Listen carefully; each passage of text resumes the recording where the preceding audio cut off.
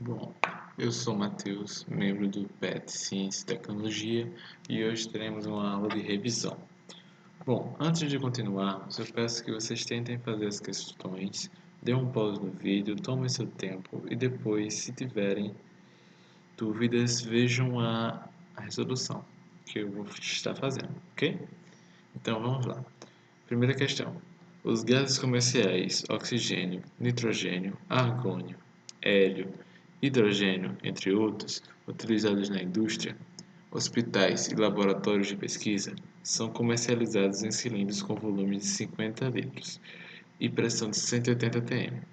Se a temperatura do cilindro é 27 graus Celsius, calcule a quantidade de gás em número de mols presentes no interior do cilindro. Considere o gás como um gás ideal. Pronto. Os dados que a gente tem são esses, mas primeiro nós precisamos certificar que os dados que estamos usando estão nas unidades que precisamos.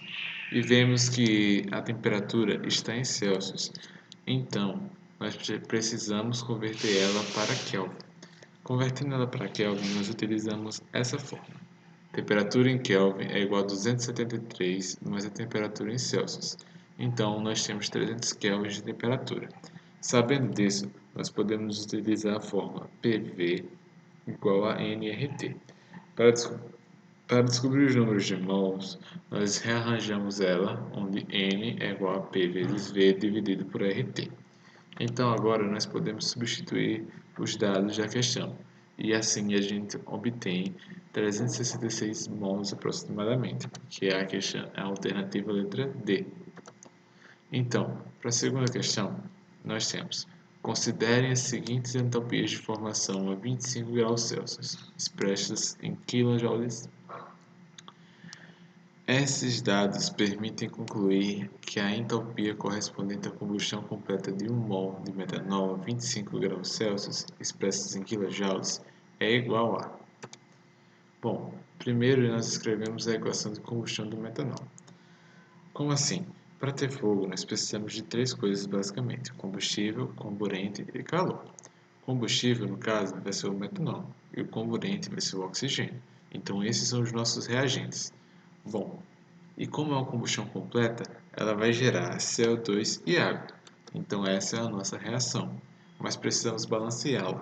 Então, balanceando ela, nós temos que essa é a reação que vamos utilizar.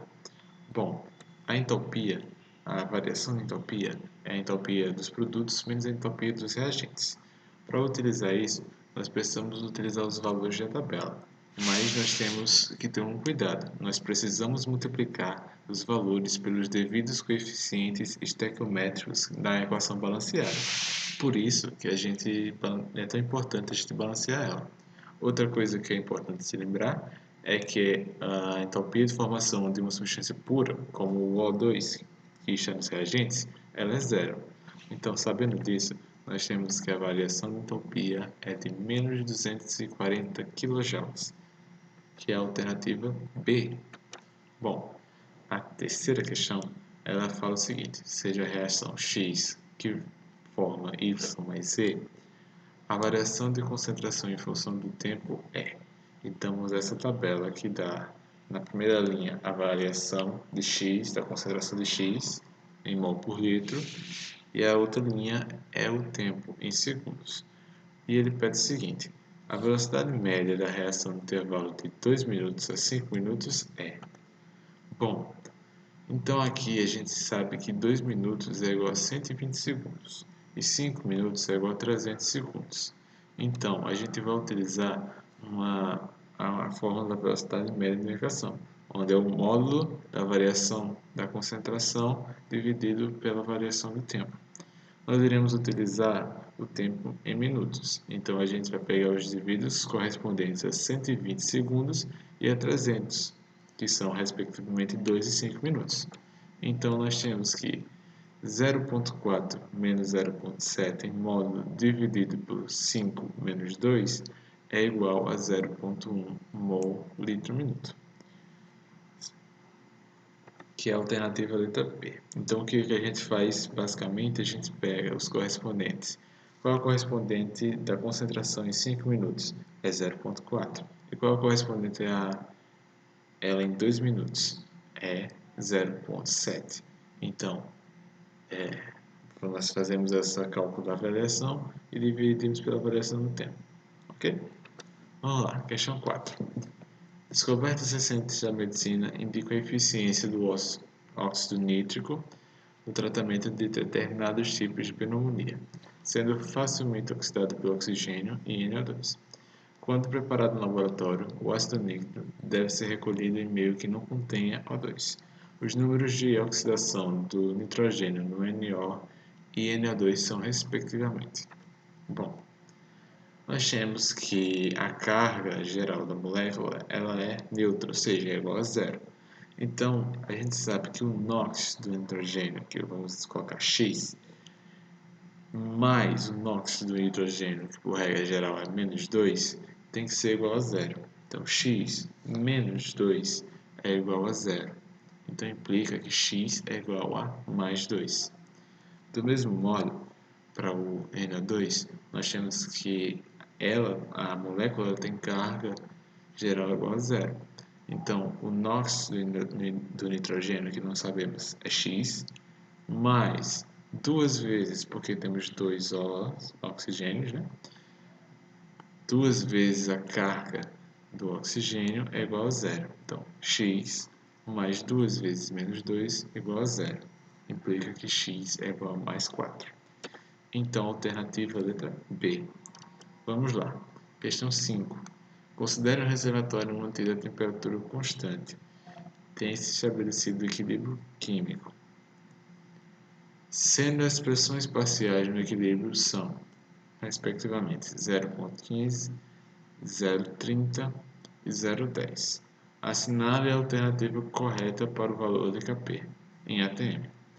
Bom, temos que o Kp é igual a pressões parciais dos produtos elevado aos seus respectivos coeficientes estequiométricos dividido pelas pressões parciais dos reagentes elevado aos seus respectivos coeficientes estequiométricos.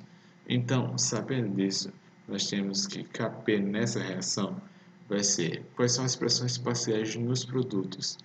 É 0,30 vezes 0,10, que são respectivamente a do PCl3 e do Cl2, elevado aos seus coeficientes estequiométricos, que são 1, dividido pela pressão parcial dos reagentes, que nesse caso nós só temos o PCl5, que é 0,15, a pressão parcial, elevado a 1, que é o coeficiente estequiométrico.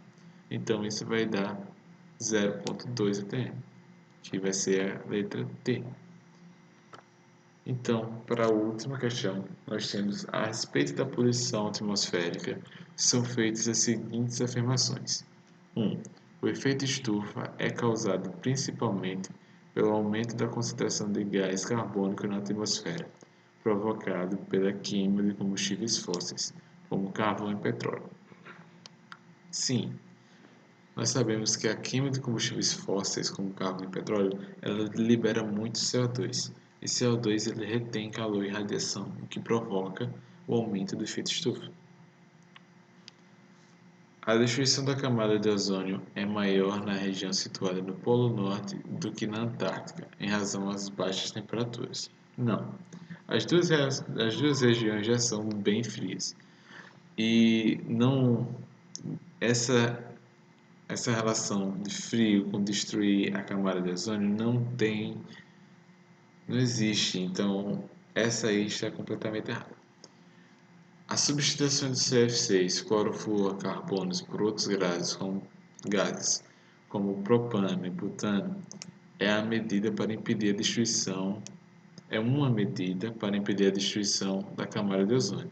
Sim, nós sabemos que os clorofluorcarbonos eles são extremamente prejudiciais à camada de ozônio. Então, utilizar outras alternativas, como o propano e o butano, faz sim uma diferença muito grande para a preservação da camada de ozônio. Então, essa está certa. E 4. A destruição da camada de ozônio provoca o aumento da radiação ultravioleta, aumentando as atividades fotossintéticas das plantas com a ampliação das colheitas. Não, né? A destruição da camada de ozônio realmente provoca um aumento da radiação ultravioleta, porém ela não tem nenhum efeito positivo na ação fotossintética das plantas e nenhum efeito positivo na ampliação das colheitas. Então essa está errada. Então a alternativa certa é a letra B. Então por hoje é só. Eu espero que vocês tenham curtido. Se vocês curtiram, dê um joinha e se inscrevam no canal. Até mais!